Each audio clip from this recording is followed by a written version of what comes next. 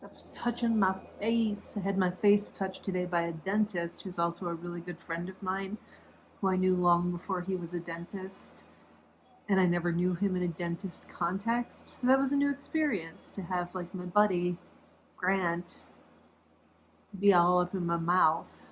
But he fixed me up, and that was awesome.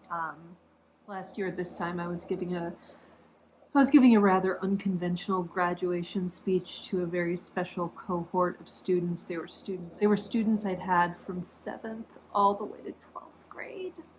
They were babies when I first knew them, and anyway, in that unconventional graduation speech, I referenced Robert Frost, partly because my friend Mr. Levin was leaving the same year that I left. Mr. Levin was something of, well, he was a monolith at that school on the mountain. He was the theater department. Like, Mr. Levin is the theater department on the mountain. So. That's Mike Levin's favorite poet. So, it's not. This is Robert Frost, who's a perfectly okay American poet who's dead now. You could live a rich and fulfilling life and never read any Robert Frost. I had to read Robert Frost because I got an BA in English and an MFA in writing. It was terrible. All right, so advance the slide. Commencement speech. Who would have ever thought flunky stoner like me? Commencement speech in one of the most historical years in American history, if not world history. Just saying, it's kind of cool. I'm trying to own the things about my life that are cool and good and be proud of it, because I know a lot more about myself now.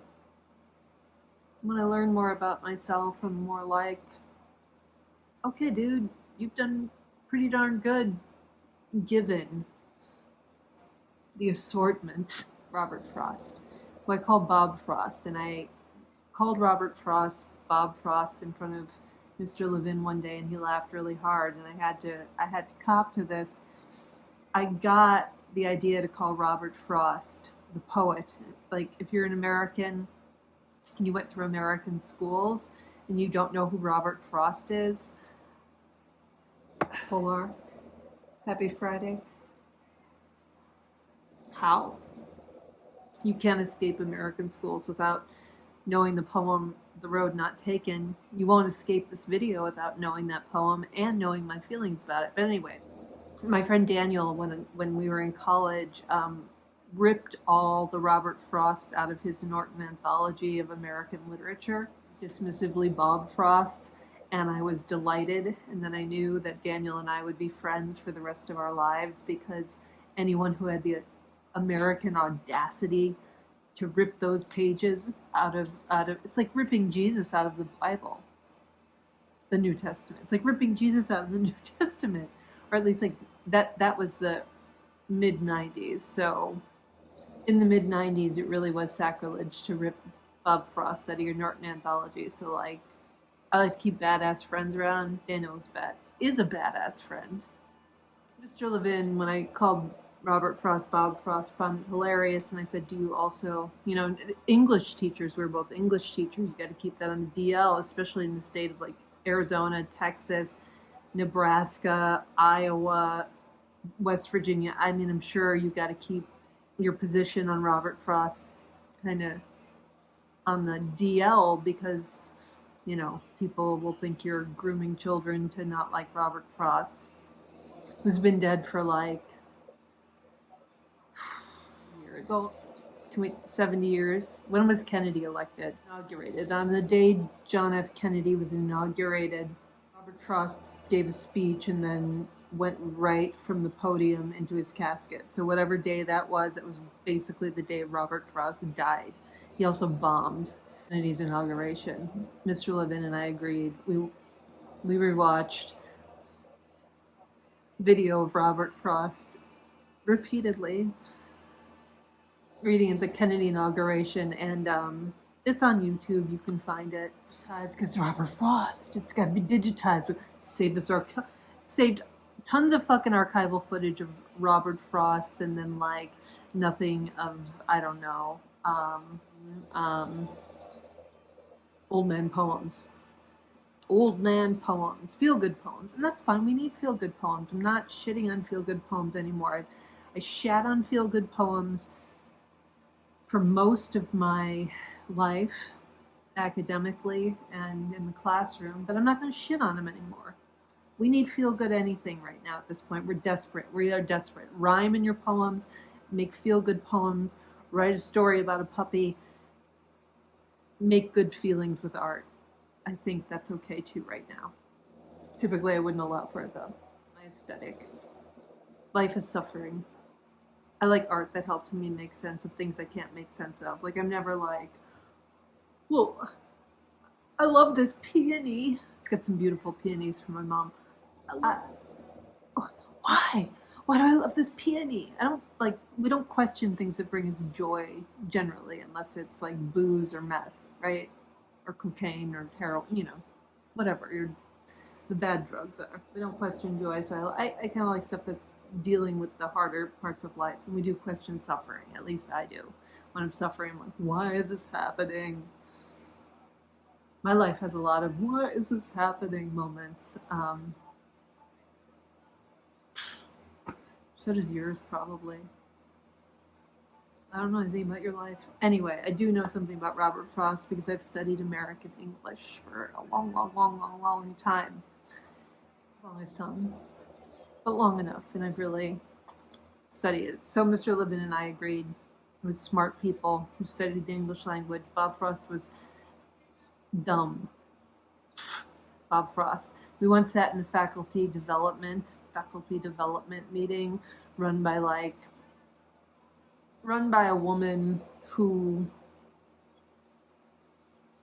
could have been doing other things, and the things she knew how to do were things that most people born after 1969 know how to do on computers, but she was teaching it to us because she was proud of herself for knowing it. She suggested that Mr. Levin and I make a Google slideshow about Robert Frost because we were English teachers. She showed us one she made about Robert Frost. She was an English teacher, former retired English teacher, who made her students watch Google slides about Robert Frost. Not just basic, born, died, the road not taken. So here's what I'm going to do. Here's my gimmick for this video, Bobby. I'm trying to figure it out. Gimmick for today. I'm going to revisit the road not taken because we all know the end lines of the road not taken, right? So the end lines, which are very cloying to me and people like Mr. Levin and others, because they're so ubiquitous, they've lost their art powers. So the lines that everybody knows that are on mugs and T-shirts and I was going to say flags. I don't know. It's a Robert Frost. I should fly a Robert Frost.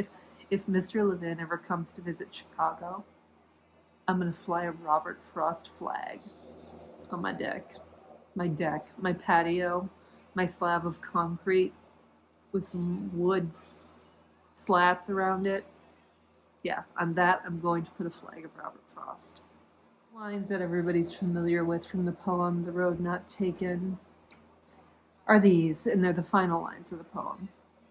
Two roads diverged in a wood, and I, M dash, I took the one less traveled by, and that has made all the difference. I just like it as a person who is interested in American English and the English language more broadly for several reasons. It's like you're singing. You might as well be singing Rudolph the Red-Nosed Reindeer to me because it's so familiar, it just sounds like a jingle. The other thing that bothers me is like it's so vague, it's so taken out of context. I think today we're going to revisit the context. Tonight, Friday Night Fun, revisiting the context of those ubiquitous, sickly lines written by Robert Frost in, boy oh boy, what year was this? I have a paper copy. I'm sure I could root around in my books and find an old Norton anthology that has a Road Not Taken. I mean, I'm sure they've got a million poetry collections in my stacks. I wouldn't have Robert Frost in my house, so I don't have like the greatest hits of Robert Frost just laying around my house. So now I just Google when this fucking poem was written. Sorry, I'm old fashioned. I gotta get over it. Sometimes I like to read off my phone now because I'm blind. It has nothing to do with, reading off my phone. Like, I don't write on paper. I love writing on paper. In fact, how do you take notes? Robert Frost Wiki.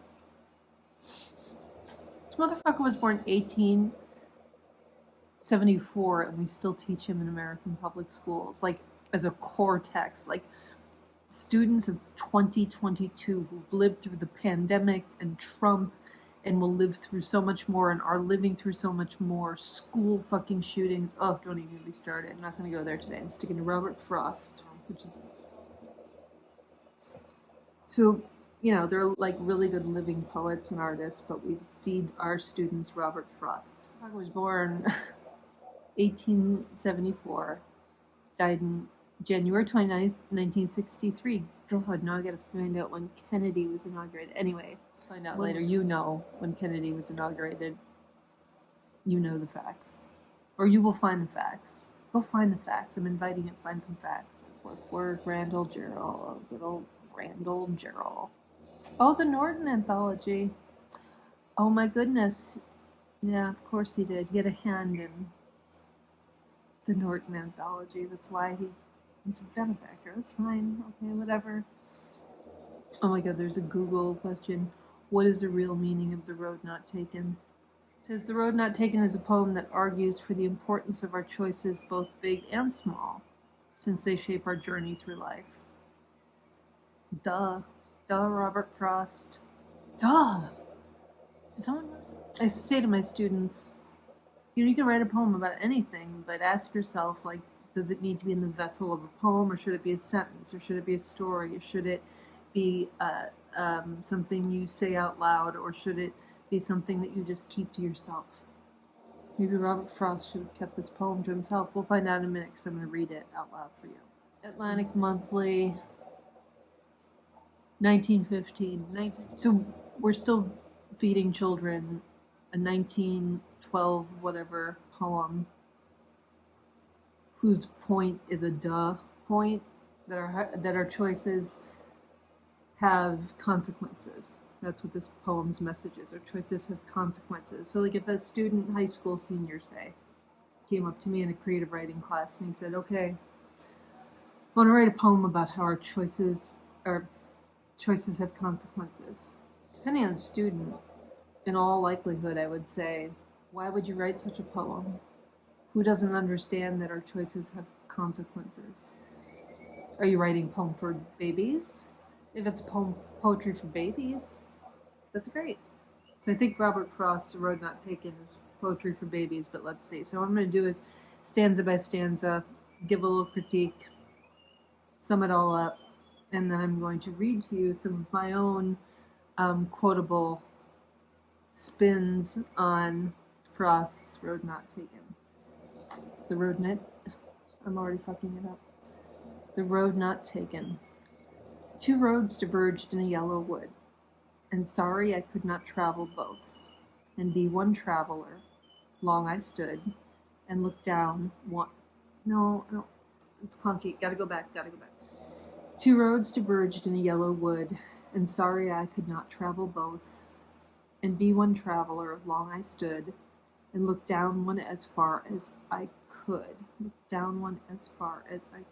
Ugh, I see what he's doing there, but it's kind of clunky, it's kind of corny. To where it bent in the undergrowth. Then took the other as just as fair, and having perhaps the better claim, because it was grassy and wanted wear. Though as for that, the passing there had worn them really about the same. It's the end of a stanza. And both that morning equally lay, and leaves no step had trodden black. Oh, I kept the first for another day?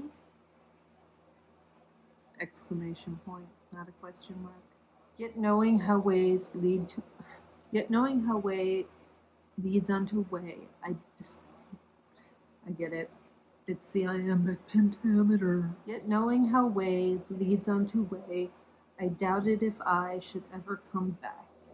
I shall be telling this with a sigh, somewhere ages and ages hence. Two roads diverged in a wood, and I took the one less traveled by, and that's made all the difference.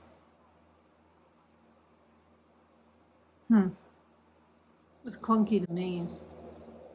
I understand what I'm reading, I think. I hate that and I. The text is and I, this long M dash. I. Old voice quavering. Fuck. Well, like, how did he take the road? How did Robert Frost take the road less traveled? He was just an old, rich white guy who taught English at, like, Harvard or some shit, and then, like, read for the fucking Kennedys. That's not what I want to read you. I do. Famous last lines, which sum up the whole poem could just be those stupid ass lines. It's about as vague and pointless as everything else. Okay, so two roads diverged in a wood, and I took the one less traveled by, and that has made all the difference. So inimical, antonymical verse, antonym verse. Two roads diverged in a wood, and I took the one everyone else took, and that has made all the difference. Pompous, Robert Frost, Jesus. Whatever. He didn't need him to take it, so...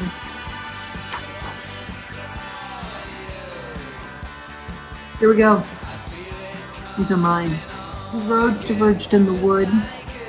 The wood. Two roads diverged in the wood. And I took the one that is about 35 minutes to rush Cancer Center as crow flies. Nice. Roads diverged in the wood. And I took the one that caused my wife to leave me. No. Two roads diverged in a wood.